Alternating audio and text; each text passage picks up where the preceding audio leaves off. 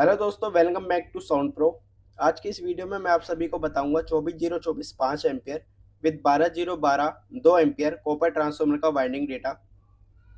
तो चलिए वीडियो को शुरू करते हैं।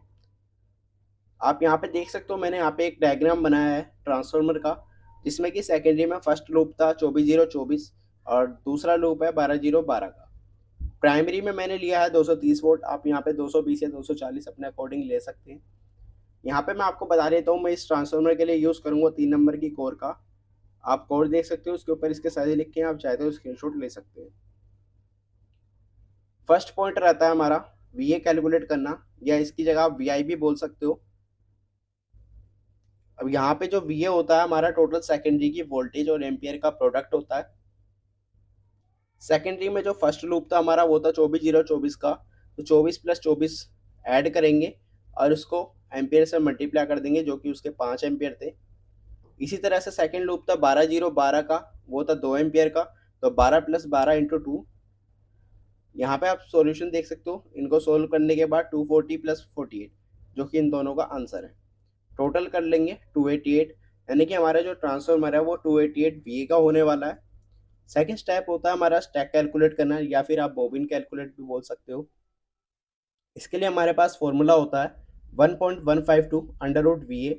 1.152 अंडर रूट वी ए की वैल्यू पुट करने के बाद यहाँ पे 288 हो गया। इसको सोल्व करने के बाद आंसर आया 19.55 सेंटीमीटर स्क्वायर। अब आपको ये बात ध्यान रखनी है, जो सॉल्यूशन आएगा, इसका जो आंसर आएगा वो सेंटीमीटर स्क्वायर में आएगा।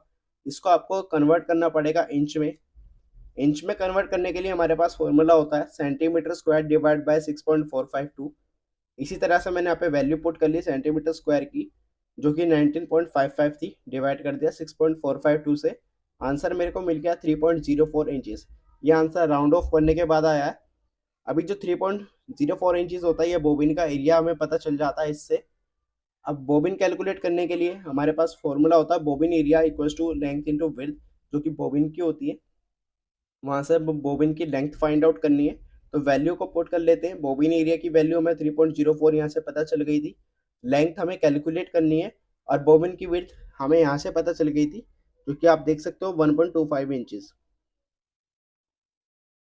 इसको सोल्व करने के लिए 1.25 इंचेस को 3.04 के नीचे ले गए, डिवाइड कर दिया, उससे हमें पता चल गया लेंथ, जो कि होने वाली है 2.432 इंचेस। अभी जो लेंथ निकल के आई है, इस लेंथ को हमें आसपास की बोबिन लेनी पड़ती है। तो जो कि इसके आसपास की बेस्ट बोबिन मिली मेरे को, वो है 2.5 इंचेस इंटू 1.25 इंचेस। हमें बोबिन पता चल चुकी है। अब निकालते हैं टीपीवी। टीपीवी निकालने के लिए हमको सबसे पहले पता होना चाहिए सीए। अब सीए होता है क्रॉस सेक्शन एरिया ट्रांसफार्मर का, जो कि बोबिन की लेंथ इंटू विड्थ का प्रोडक्ट होता है।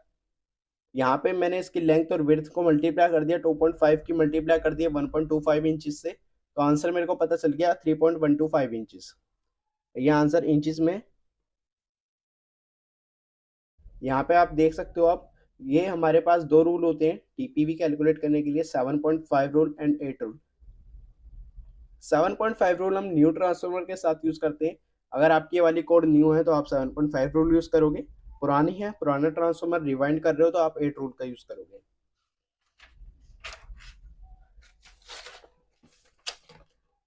न्यू ट्रांसफार्मर के लिए 7.5 रूल का यूज करा है, तो उसकी से हमें डिवाइड करना होगा सीए। सीए की वैल्यू मैंने पुट कर दी 3.125 इंचेस। डिवाइड करने के बाद आंसर आ गया मेरे पास 2.4। अभी 2.4 जो है, ये हमारा ट्रांसफर वोल्ट निकल के आया है, यानी कि टीपीवी। यानी कि हमें 1 वोल्ट की बाइंडिंग करनी है, तो उसके लिए हमें 2.4 टर्न्स लगाने पड़ेंगे। इसी तरह से मैंने यहाँ पे कैलकुलेट कर लिया S1। S1 हो गया सेकेंडरी का फर्स्ट लूप, जो कि 24 0 24 का था। तो 24 0 24 के लिए हमें 24 को मल्टीप्लाई कर दिया 2.4 टन से।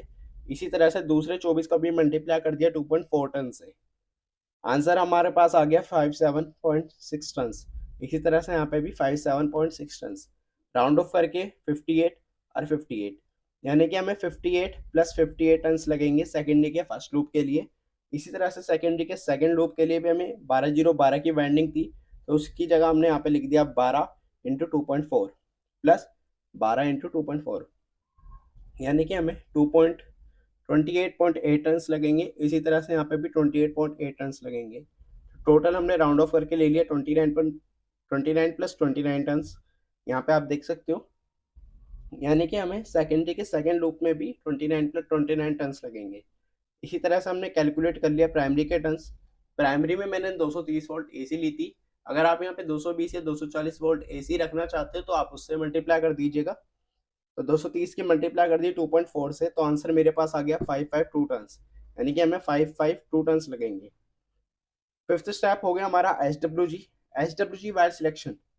एच वायर सिलेक्शन के लिए आपको पता होने चाहिए आई सेकेंडरी के फर्स्ट के एम्पियर, जो कि 24/024 5 एम्पियर का ट्रांसफॉर्मर था। मैंने 5 एम्पियर की वायर ली है।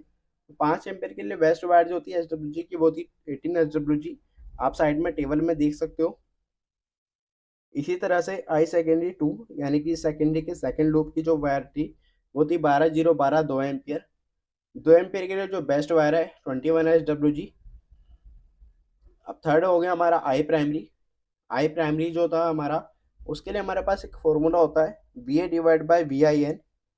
VA की वैल्यू मैंने स्टार्टिंग में आपको कैलकुलेट करना बता दिया था, और VIN आप जो लोगे वो लिखोगे। यानी कि अगर आप 220 वोल्ट लेते हो, 230 लेते हो, 240 लेते हो, तो आप VIN वहाँ लिखोगे। अब VIN की वैल्यू यहाँ पे पुट कर दी 230 वोल्ट, तो VA/VIN यानी कि 288/230। आंसर मेरे को मिल गया 1.26 एम्पियर। यानी कि हमें प्राइमरी में 1.26 एम्पियर की वायर लगेगी, और 1.26 एम्पियर के लिए जो बेस्ट वायर रहेगी 23 एच रहेगी। आप चार्ट में देख सकते हो। अगर आपको वीडियो पसंद आई हो तो वीडियो को लाइक करें, शेयर करें, चैनल को सब्सक्राइब करें